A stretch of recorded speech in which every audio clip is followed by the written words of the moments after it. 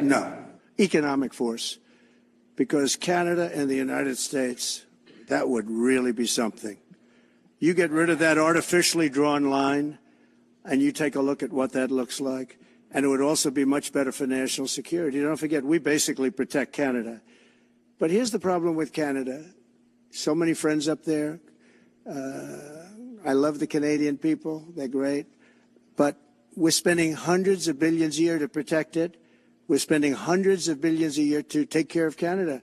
We lose in trade deficits. We're losing massive. We don't need their cars. You know, they make 20% of our cars. We don't need that. I'd rather make them in Detroit. We don't need the cars. We don't need their lumber. We have massive fields of lumber. We don't need their lumber. We have to unrestrict them because stupid people put, restrictions on, but I can do that with an executive order. We don't need anything they have. We don't need their dairy products. We have more than they have.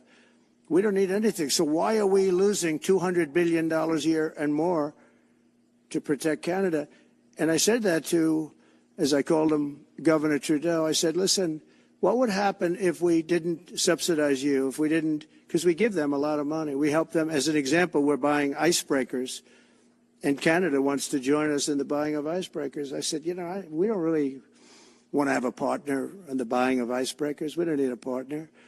But no right. Nope, no right. Here's what we have.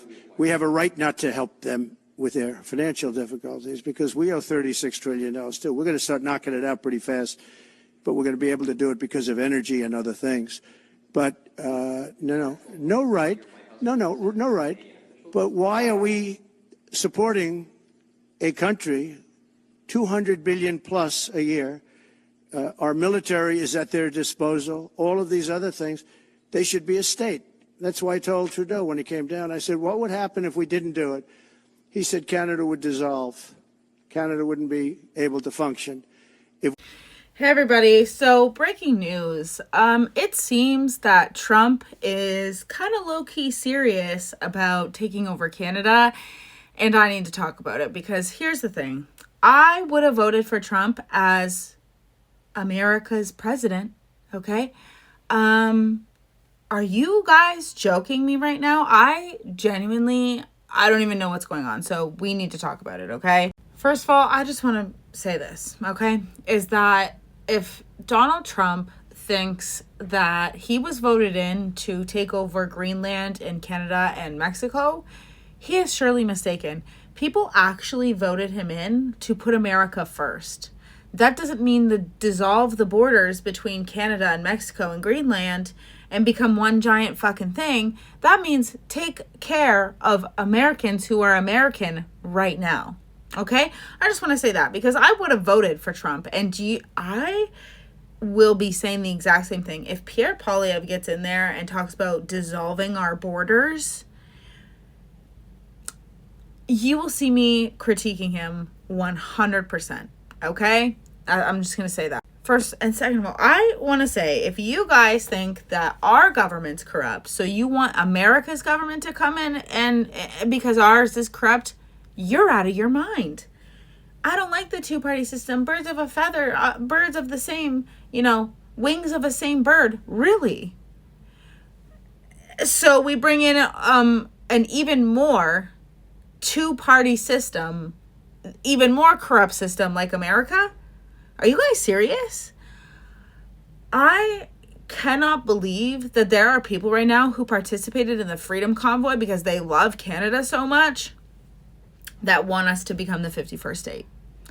Just because Justin Trudeau has which is perfect because for the last however many years, Justin Trudeau has been trying to convince us that we are a nation of nothing. So why not just become part of the states, right? Wrong, okay? Wrong once again. Before Trudeau was in, I don't want to talk up the Conservatives, but it was the worst time of my life. I was adopted at 16, right when Harper got in. Living through the recession at someone who adopted me's house, all right? And then after that, I was a single mom who went to college, built up my life. I should have been a statistic, but because I lived in Canada, my dreams were very achievable and I was able to achieve them until liberals came in and ruined my life. Well, how did they do that? By setting the precedent of the mandates so that everybody would have to get a shot to continue to work. Okay? But the fact of the matter is that I thought we were all fighting against globalism. What do you think removing borders and becoming one giant nation leads to? I thought we understood the importance of borders, if not anything, over the last 10 years. Because opening this up, I don't even understand how that would work. I don't even understand how that would work, how you think that would ever happen. I don't know if and people are like, he's trolling. Is he?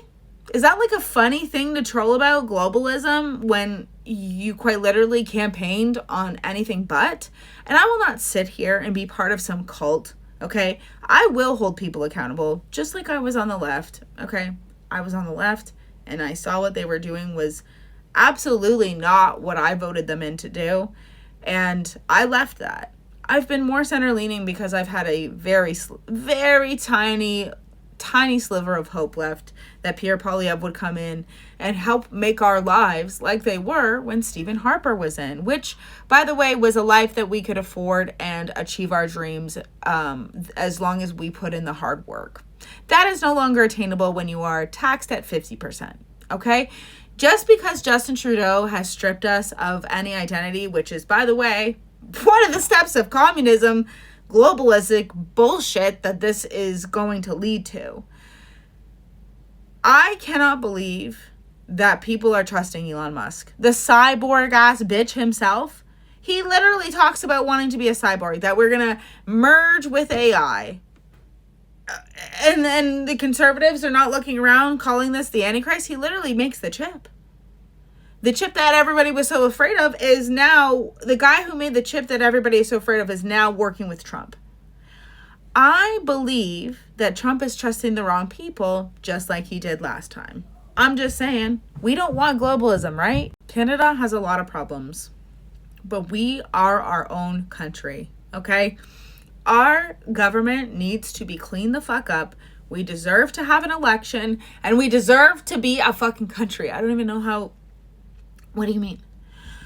All I can picture is that meme where it's, you know, the kid drowning and then the parent like holding someone else up, and it's like globalism, and then Canadians drowning, and then at the bottom of the pool in the skeleton in the chair is Indigenous people, because that is exactly what this is going to look like. Do you think that we're going to be, all of Canada is going to become the 51st state? And you guys don't think that we'll be left behind, or what? I'm just wondering. And what part of American government makes you guys think that they're not any less corrupt than ours? You guys listen to that clip of Klaus Schwab saying, young global leaders. Oh, and then he says Trudeau and Putin. Yeah, he says both of those names in the same thing. Oh my God, it's like that ant thing. Once we stand up, they'll realize that there's 20 of them to 80 of us. Oh my God. No, you should not want to absorb Canada and our problems. Why? Trump's like, oh, you guys rely on us for shit. So why would you want to absorb us if we're, in debt so much? And I get it, whatever. But we need someone to come in, fix our military so that we can defend ourselves, and we don't need to depend on the states for that, all right? We need to have greenhouses in every fucking community, so we don't need to depend on the states for that either. We need to become the powerhouse that we deserve, which is selling our natural resources, unfortunately. And if you want to think that that's not progressive, why don't you look at Denmark and Sweden? You love socialism so much. How do you think it works in other countries? By selling natural resources, not by taxing people into poverty. I genuinely cannot even believe I have to be saying this. Hello, say no to globalism. Why? Because we've seen the problem of open borders and what it does. And this is just one step closer to us owning nothing and being happy. Oh, big surprise. Trump needs to get fucking real, because honestly, when he does this, and this is what I've said, okay? at least if Pierre Poilievre is in and he turns into a globalist, do you really not think it's going to be easy to convince the left to be in one tandem with each other? We're already almost getting to class consciousness, if you will, with all that's going on right now between Elon Musk and Luigi and the CEO of the healthcare, whatever. They need to understand that we are this close to losing our minds. We have put up with so much, and you guys, you guys have to know that we fund their lives. I said when I was getting, I said, well, they can't kill all of us. They rely on us for their energy, for their food, to be their peasants.